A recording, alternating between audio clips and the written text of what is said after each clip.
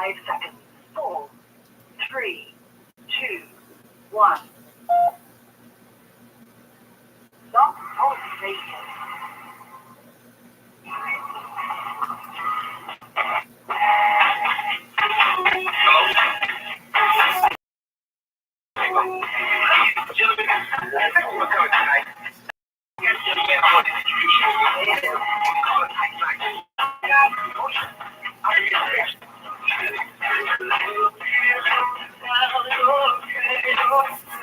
Your heart feels like it's so brave, your earth feels like it's about to shake. You think it's all that you can take. I remember when you felt so proud. Realize it's got somewhere to run. Don't worry about what you're going through. Instead of worrying what you can't do, praise them anyway. Oh yeah, oh yeah. You can praise them anyway. Yeah. We're gonna break it down right here. Just listen now.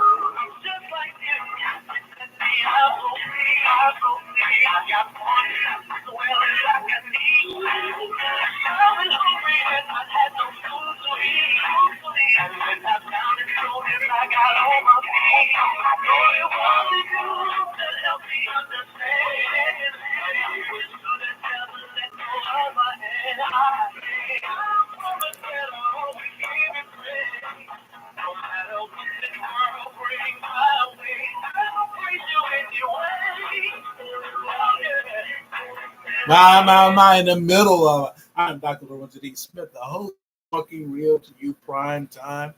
We're just gonna talk plain about plain old life issues. And we're excited to come before you on WBSW Radio, the #1 internet station. This is aired on Marvelous Monday, 7:30 p.m. Central Standard Time, 8:30 p.m. Eastern Standard Time. Talking Real to You Prime Time is the only internet talk radio show. Just focus on life. Just focus on what's going on. Just focus on just old life situation, plain life situation. However you want to put it. We're looking to have an awesome time because we're going to talk about the title, which is America on the Brink. And I just want you to think about it for a second while I share with you some things to do so you can use different networks to be a part of the show. If you want to be able to be a part of the show by calling in and share your thoughts, the call-in number is 347-857-4192. Press 1. I'll make sure I get you on the line by identifying the last 4 digits of your cell. Ask for your location, and we'll have a chat about is America on the Brink. Also, you can go to our web link. That's www.blogtalkradio.com, WBSW, Internet Talk Radio. That's slice in between that. The live broadcasts are available on Bingo Live, TikTok Live, as well as Facebook. So you have an opportunity to check us out on those 3 devices, of those networks, and you can go to Dr. L. Diaberto Smith, as well as normally one of our co-hosts. They also have a Facebook page we share with them. That's facebook.com/Lisa Farrell. On Instagram, we're partners with the Brothers of Phi Beta Sigma Fraternity Incorporated, Zeta Phi Sigma chapter of Greenville, Alabama. Let's give a shout out to those brothers because those brothers are working hard down there. Their new member presentation coming up Saturday, as well as on the 16th, they'll be giving away their doing their project called Operation Blue Hope. Operation Blue Hope focuses on those individuals in the community that is that need, and they will provide Thanksgiving dinner to each of those individuals. Don't cost them anything, just a body showing up. And it'll be going on the 16th of this month, starting at 3:00 p.m. And we're excited. We'll give you further information as we get closer to it to make sure you have all the information. Then also in December, on the 3rd Saturday in December, either Friday or Saturday, as they say, they're going to be doing a Operation Blue Hope blanket giveaway to the elderly blanket giveaway. They're going to give back. They're going to go to the 3 nursing homes throughout the county and give away over 300 or 400 blankets to those elderly. See, this is what these brothers doing down in Poplar County in that country, that part of the state, down in South Central Alabama. That is Zeta Phi Sigma chapter of Greenville, Alabama. So we're partners with them. So we work with them and we use their network. Their handle is Z Squad Greenville 1981. And on YouTube, you can on the Smith Way Enterprises. You can focus on being a subscriber or just listen to us. We be live and you can check us out. That's the Smith Way Enterprises on YouTube, our channel. We really appreciate what you're doing, appreciate your support. PSW Radio, the #1 internet station, have listeners and watchers in 45 countries and on 6 continents. So it's an interactive platform. We want you to be able to call in and share your thoughts or just type in your comments on whatever social media site that you're on, that you're able to catch us live. Type in your comment. We'll read off your comments. We have no problem in doing that. We have several hosts that join us, and as soon as they come in, I will give a shout out and they'll be able to share their thoughts as well. We also want you to register for WVSW Radio giveaway by sending your name. And with your name, we want you to put a means of transaction. We'll explain all that. Those means of transaction, you can use Bitcoin, Cash App, PayPal, Venmo, or Zelle. Send it to lorenzad5@gmail.com. Or you can type it in on the comment section under your name. Put down one of those means of transaction. I said, put me in the raffle. That's our giveaway. We raffle off. We raffle a hotel stay from 3 nights, 4 days, 5 nights, 6 days, as well as gift cards, gas vouchers, food vouchers, movie passes, car wash, book bags, especially at the beginning of the school year. Yes, we know that it's in August, what's beginning in some places July, some places September, whatever it may be. We'll give away book bags. Raffle off book bags so you can get your name in for that. Then in January, we're starting a new semester. We make sure we're giving a book or 2 away. Thank you so much. It's really full of supplies. You know, your pens, your pencil, your paper, your tablets, your notebooks, and the various things we give along. We give a mask, hand sanitizer. We make sure we put things in there. Hopefully, when you go to school, you can be able to deal with a successful year. On behalf of WVSW Radio, #1 internet station, giving back to you. We also ask you to sow a seed, and you can sow a seed with of $1 with WVSW Radio. Let me go back to it. You make sure you send your name along with one of those means of transaction to Lorenza D. Smith 15@gmail.com.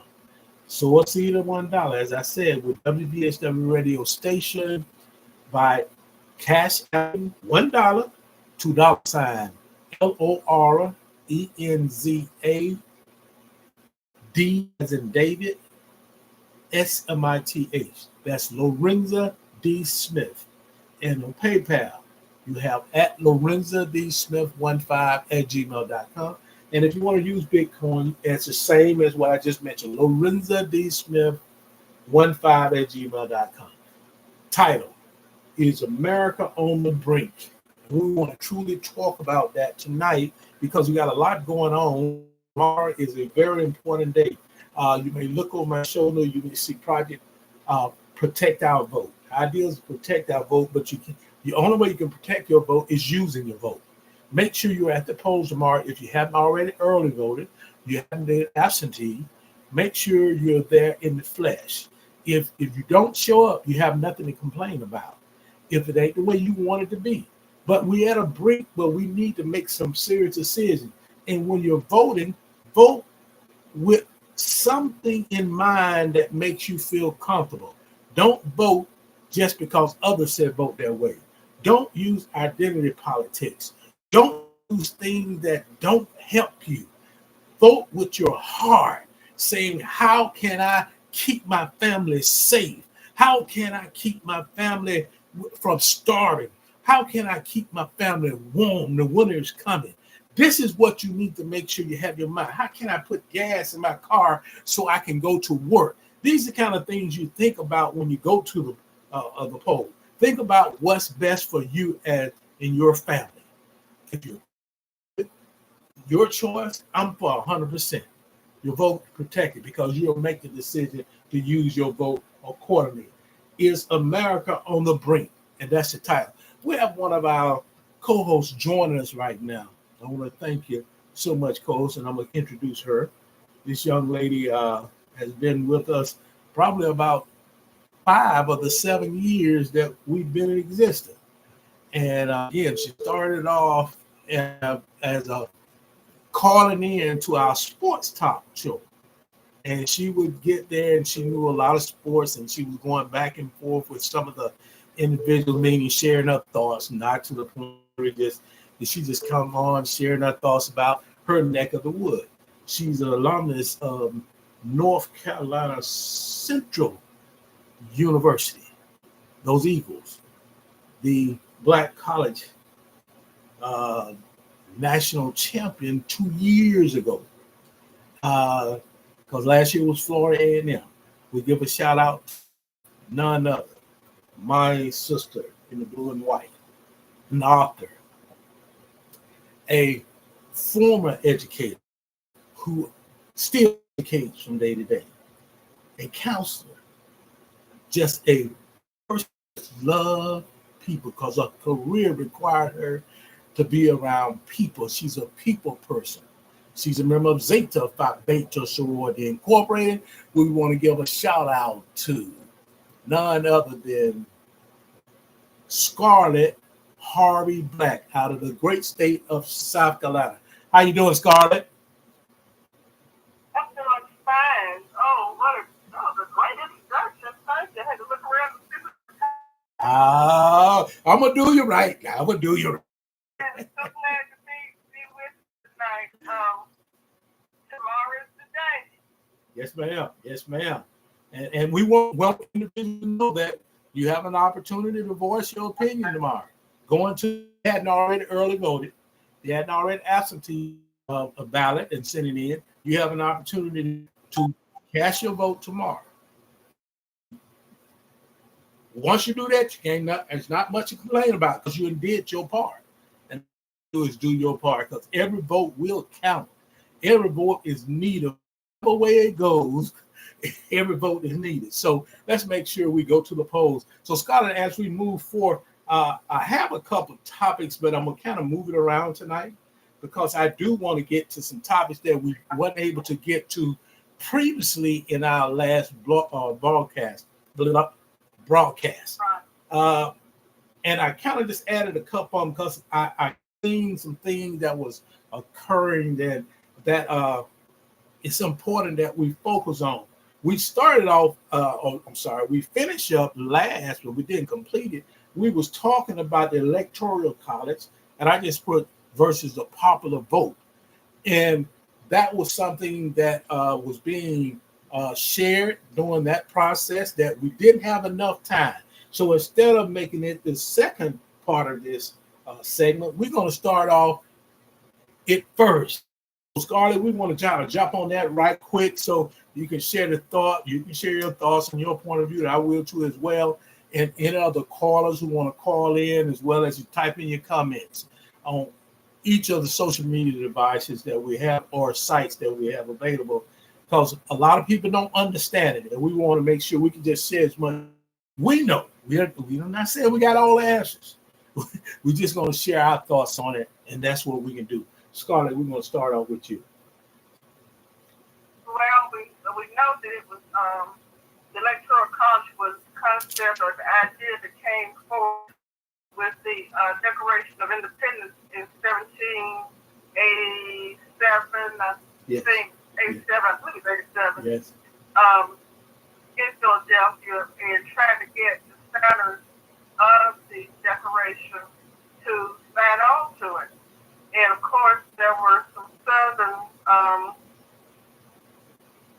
delegates there at that convention who were opposed to folks like me and you voting and would not did not plan to even sign on if that was still in the language that was brought forth at the convention.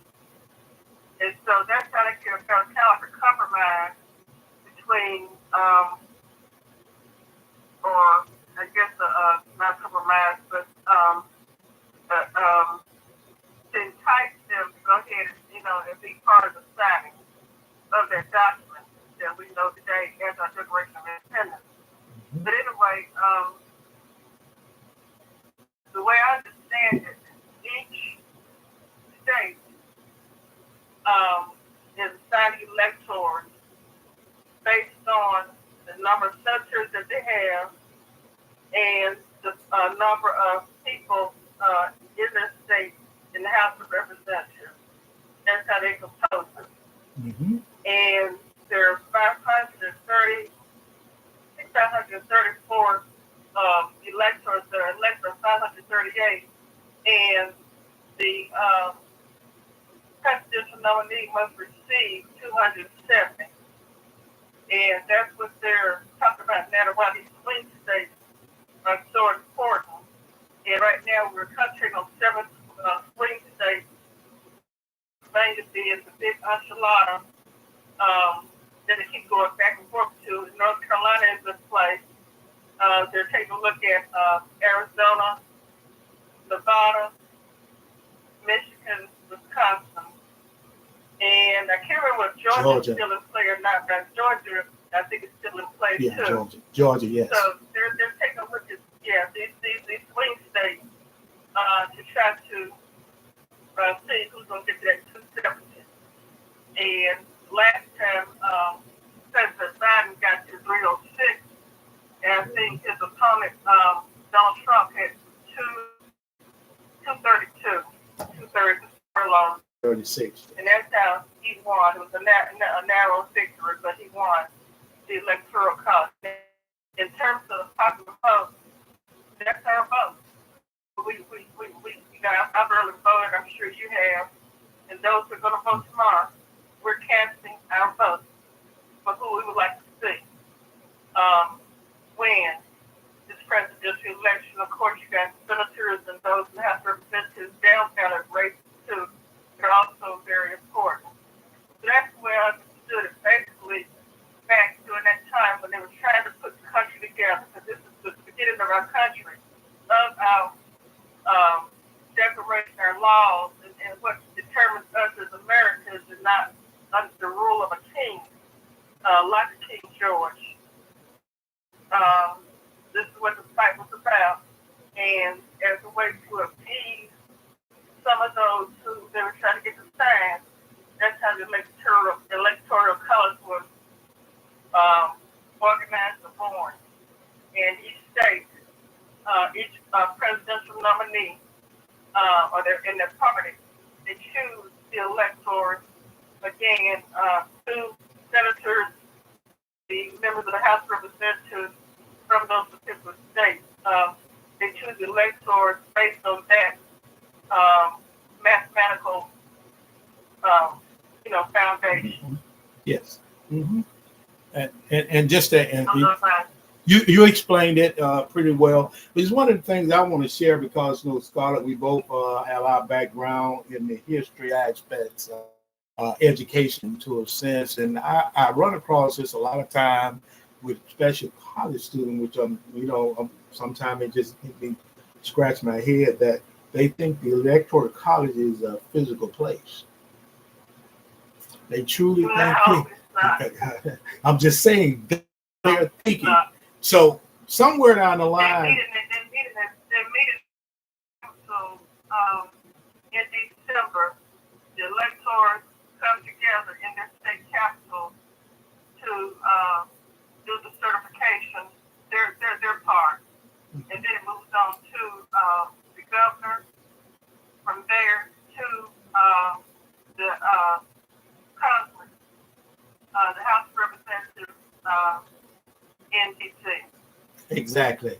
And that's the thing about it. As well as we know that, we have a lot of people do not know that, and they rely on other individuals to explain it to them.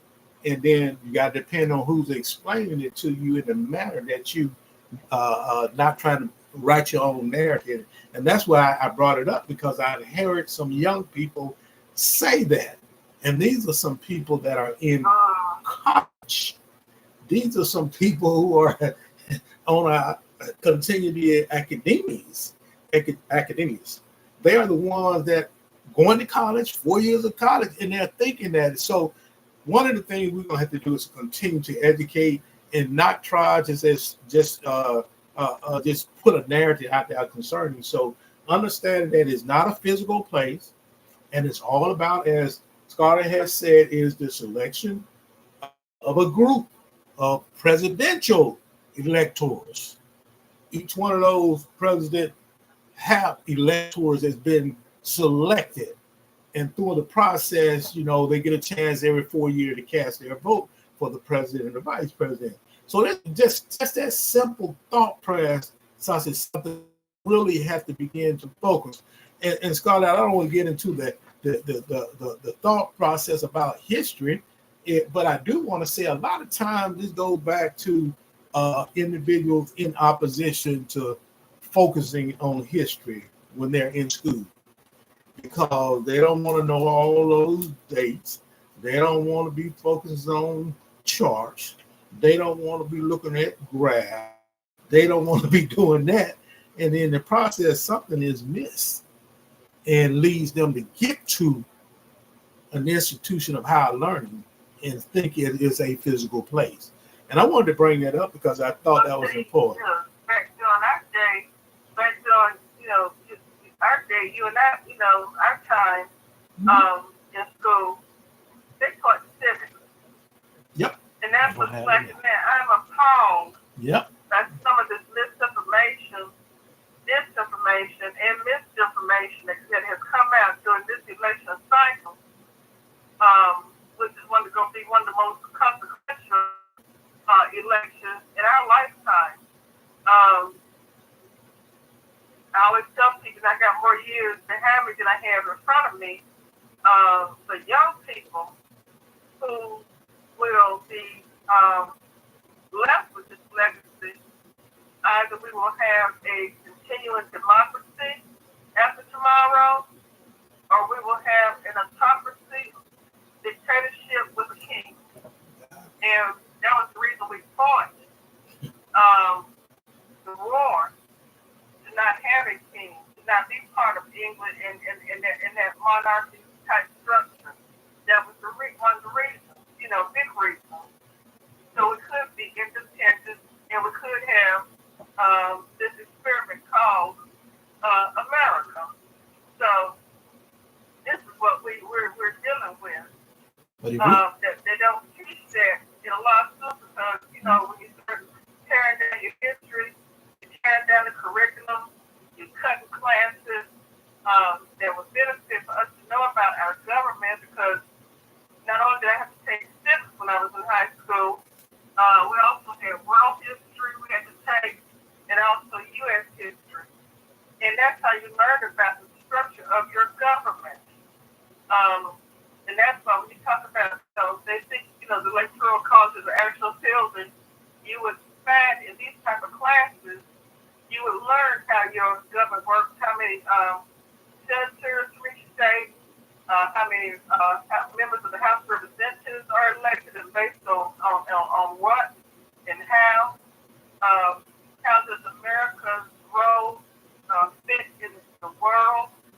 Talk about NATO, all these positions. The folks don't know that, Elder Roosevelt was a big part of us having NATO. It was called something else back then. I can't remember the name right now, but that's how it evolved into that, the World War II, or right after that time.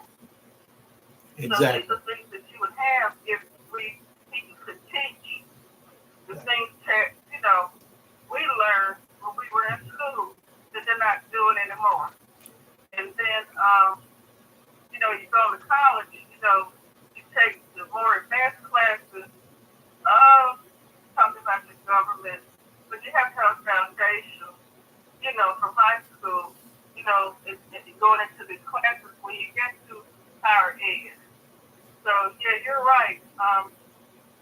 There's a lot that's still missing. And when you don't have the knowledge base, anybody can tell you anything. And if you don't know and don't research, you go look it up for yourself, you'll fall for everything. And that's where I think is really important that with our young people being able to access that supercomputer, but then you got to see what is being put out on the software too. So we got so many variables here that causes us not to get where we need to be. Before we had that book, Right. we had that book and we knew it. But now you even have a class students don't have books. They're using software. Now you got to ask who created the software. So sometimes, I think the information is coming because of what's being created. And we a lot of times we don't know who's created. We don't know where it's coming from. We don't know where it's coming from international, or we don't know where it's coming from within the sector. So I think that's where our biggest problem is. But to encounter it, I brought it up because I encountered that. But I think it's important that we understand that we're in a situation now that the lack of knowledge has caused us to believe everything someone else say. We don't even take the time to go and research ourselves. And sometimes it's not always going to the computer to find out. Sometimes it's asking questions, and then you put on your critical thinking hat, which a lot of people don't want you to use that because there's various narratives we want to put out that cause and I'm focusing on young people now because you and I, like you said, we got a lot of years behind us. We don't have that many of us. Ain't a whole lot we can do in regards to what's coming in front of us, but we have to make sure our young, like my grandchildren, and your people that in your life, your family, and our young people, we need to make sure that we allow them to understand there's going to be a lot of information thrown at them. That it's not going to be one particular situation. They're going to get so much, but they got to be able to analyze what they're hearing. They got to be critical thinkers enough to make the decision. And then we have to tell them whatever decision you make, there are consequences, whether they're positive or negative. See, we got to let our young people do it. And that's what we thought we pushed forth in education. We wanted to get away from the old way. We wanted our kids to be critical thinkers. We wanted and we're seeing the crux of it right now, where a lot of young people are not critical thinkers because they have this supercomputer and that thing's for them. So that's something we need to make sure we put into play. And that way, whatever information they get, they can cipher through the information to determine whether it's good or bad and different. And I think that's where we have a problem now. We're not letting people do that.